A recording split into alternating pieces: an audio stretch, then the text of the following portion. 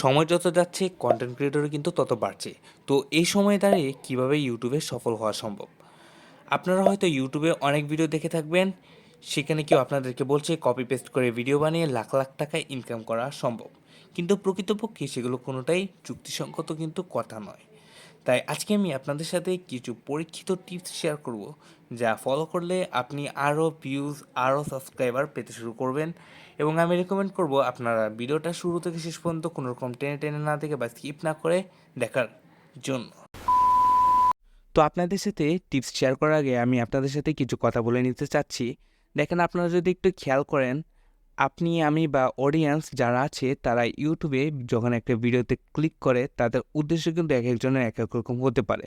সেটা হতে পারে নতুন কিছু শেখার জন্য, সেটা হতে পারে নতুন কিছু জানার জন্য, সেটা হতে পারে কোনো একটা নিউজ জানার জন্য, আবার সেটা হতে পারে বিনোদন নেওয়ার জন্য। তো আপনি যখন ভিডিও ক্রিয়েট করছেন, আপনি খেয়াল করবেন যে আপনি কোন ক্যাটাগরির উপরে ভিডিও বানাচ্ছেন। তো আপনারা কেউই আপনার চ্যানেলটাকে মাল্টিপল কোনো চ্যানেল বানাবেন না। মাল্টিপল চ্যানেল বানালে যেরকমটা হয় যে আপনি যে অডিয়েন্স টার্গেট করছেন সেই টার্গেটেবল অডিয়েন্সগুলো কিন্তু থাকছে না। তো আপনার চ্যানেলটা যদি একটা ক্যাটাগরি হয়, ধরেন আপনি টেক রিলেটেড ভিডিও বানাচ্ছেন, আপনি চেষ্টা করবেন সেখানে টেক রিলেটেড ভিডিওগুলোই দেওয়ার জন্য, সেখানে আবার ব্লগ ভিডিও ছাড়া ট্রাই করবেন না। তো আপনারা সবসময় যাই করেন না করেন, একটা চ্যানেলকে সবসময় এক ক্যাটাগরির উপরে রাখার ট্রাই করবেন। সো বেশিরভাগ কন্টেন্ট ক্রিয়েটরই যে ভুলটা করে, যে শুরু থেকেই এসে একটা চ্যানেলের মধ্যে মাল্টিপল ভিডিও আপলোড করে। সেক্ষেত্রে দেখা যায় যে টার্গেট যে অডিয়েন্স বা ইউটিউব অ্যালগোরিদম, সেই অ্যালগোরিদম কিন্তু বুঝতে পারে না যে আপনি কোন অডিয়েন্সের জন্য আসলে ভিডিওগুলো ক্রিয়েট করছেন। তো সবসময় চেষ্টা করবেন এক ক্যাটাগরির উপরে ভিডিও বানানোর জন্য, এবং সেই ভিডিওর উপরে আপনার অবশ্যই দক্ষতা থাকা প্রয়োজন। ধরেন আমি যেরকম গ্রাফিক ডিজাইনার এবং আমি থাম্বনেল ডিজাইনের এক্সপার্ট, সেক্ষেত্রে আমি থাম্বনেল ডিজাইনের টিউটোরিয়াল শেয়ার করি, বিকজ আমি এটাতে দক্ষ। তো আপনারা যদি এই বিষয়ে দক্ষ না হয়, যদি আপনি সামান্য কয়েকটি ইউটিউবে টিউটোরিয়াল দেখেই আপনি একটা টিউটোরিয়াল বানিয়ে শেয়ার করে দিলেন, সেটা কিন্তু হবে না, বিকজ সেটাতে ভিউজ আসার বা সেটাতে আপনি রেসপন্স পাওয়ার চান্স কিন্তু খুবই কম। তো আপনারা যখনই কোনো ভিডিও বানাবেন চেষ্টা করবেন সেই বিষয়ে এক্সপার্ট হওয়ার জন্য, বিকজ এক্সপার্ট না হয়ে যদি আপনি একটা ভিডিও আপলোড করেন, সেখানে সাকসেসফুল হওয়ার থেকে আনসাকসেসফুল হওয়ার চান্সই বেশি। তো আপনারা তখনই আপনাদের মধ্যে ঢুকে হতাশা, যে আমার ভিডিওতে কোনো ভিউজ আসছে না, বা একটা দুটো ভিউজ আসছে, বা সাবস্ক্রাইবার বাড়ছে না, এরকম নানা ধরনের আপনারা কথা বলতে পারেন। তো সেক্ষেত্রে আমি সবসময় বলবো, আপনারা যেই ক্যাটাগরি নিয়ে কাজ করেন আপনাদেরকে অবশ্যই ওই ক্যাটাগরিতে এক্সপার্ট হতে হবে। আর যদি আপনার অন্যান্য ক্যাটাগরি নিয়ে ভিডিও বানান, যেমন ধরেন রোস্টিং বা ভিডিও এডিটিং, বা ধরেন ফানি ভিডিও, যেটাই বানান না কেন, আপনি চেষ্টা করবেন সবসময় বেটার আউটপুট দেওয়ার জন্য, যে যেন কালকের বা আগের দিনের ভিডিও থেকে পরের দিনের ভিডিওটা আরও আপডেট, আরও সুন্দর এবং আরও দেখতে ভালো লাগে। তো আপনারা সবসময় নিজেকে আপডেট রাখার চেষ্টা করবেন। দিন যত যাবে আপনাদেরকে নিজেদেরকেও আপডেট করতে হবে, বিকজ এখন যে হারে কন্টেন্ট ক্রিয়েশন বাড়ছে এবং যে হারে মানুষের ট্যালেন্ট দেখানো শুরু করেছে, সেই সময় দাঁড়িয়ে আপনি আর আমি কিন্তু এখানে টিকে থাকা কিন্তু প্রায় অসম্ভব। তো এইসব কন্টেন্ট ক্রিয়েটরকে টিক্কা দিতে হলে অবশ্যই আপনারা আমাকে স্কিল থাকতে হবে এবং জেনারেশনের সাথে তাল মিলিয়ে চলতে হবে, নয়তো আপনি আর আমি কেউই এই কন্টেন্ট ক্রিয়েশনে টিকে থাকতে পারবো না। তো ফার্স্টেই আমি বলবো, আপনারা যেই কাজই করেন, যেই চ্যানেল করেন, মাল্টিপল কোনো কাজ করবেন না।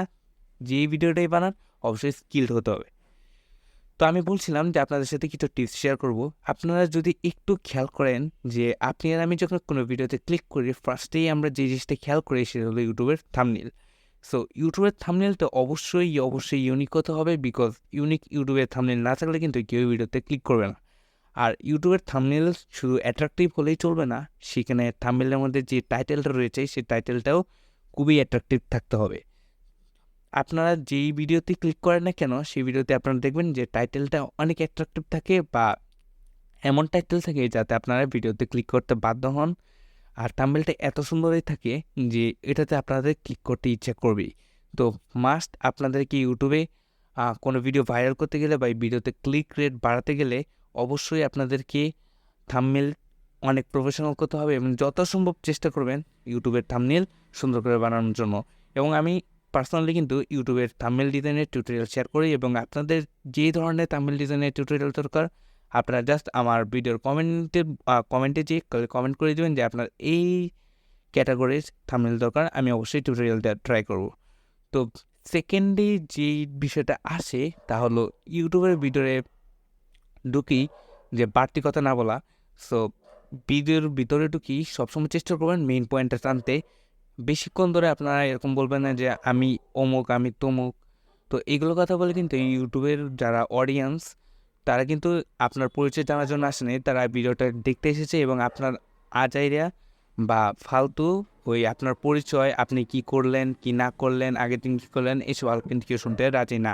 তো সবসময় চেষ্টা করবেন মেইন পয়েন্টে কথা বলার জন্য।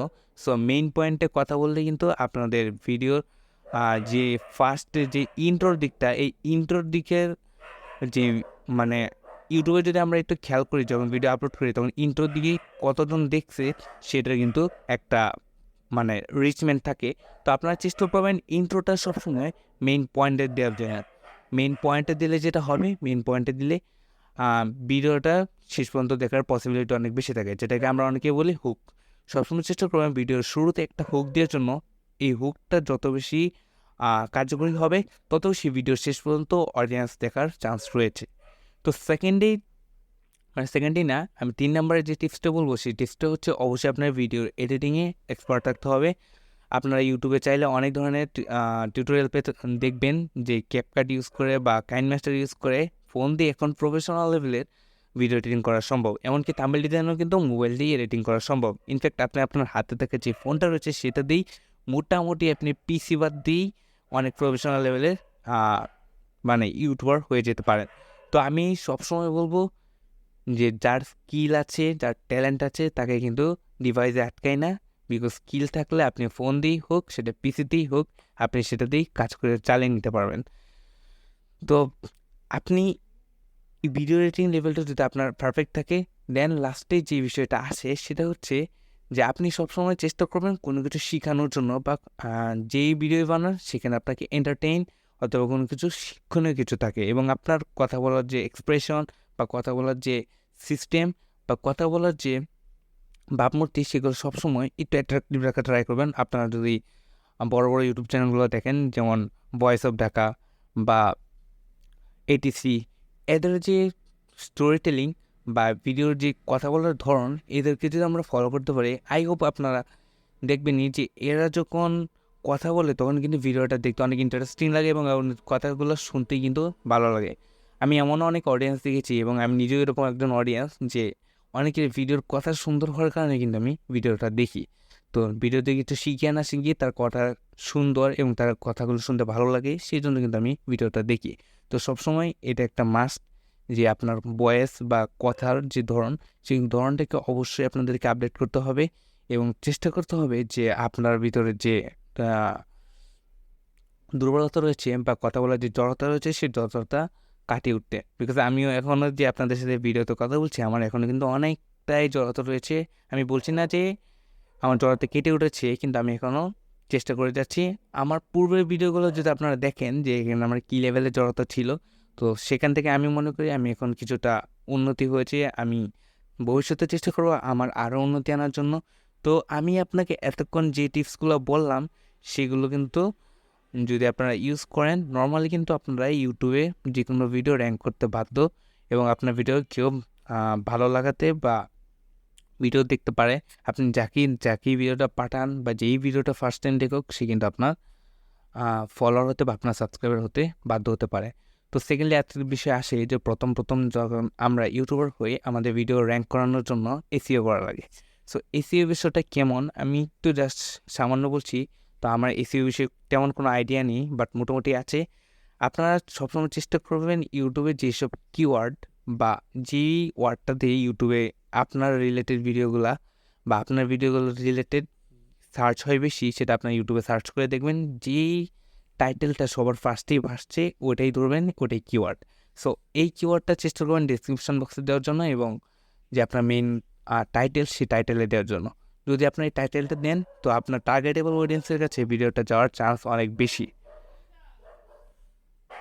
তো আমি এখন পর্যন্ত আপনাকে যে টিউটোরিয়ালগুলো বললাম, যে সমস্যা বা এগুলো বললাম, এগুলো যদি ফলো করেন তাহলে আশা করি আপনার ভিডিওতে বা ইউটিউবে অনেক সাকসেসফুল হতে পারেন। তো আজকে এই ভিডিওটা এই পর্যন্তই ছিল। সবাই ভালো থাকবেন, সুস্থ থাকবেন। দেখা হচ্ছে নতুন কোনো এক ভিডিওতে। আর অবশ্যই আমাদের চ্যানেলটিকে সাবস্ক্রাইব করে আমাদের পাশে থাকবেন এবং পারলে একটি কমেন্ট করে জানাবেন এবং আপনার প্রবলেমগুলো অবশ্যই কমেন্ট করে জানাবেন। আমি চেষ্টা করবো আপনাদের প্রবলেমের সমাধান দেওয়ার জন্য। তো দেখা হচ্ছে নতুন কোনো এক ভিডিওতে। সবাই ভালো থাকবেন, সুস্থ থাকবেন। আসসালামু আলাইকুম।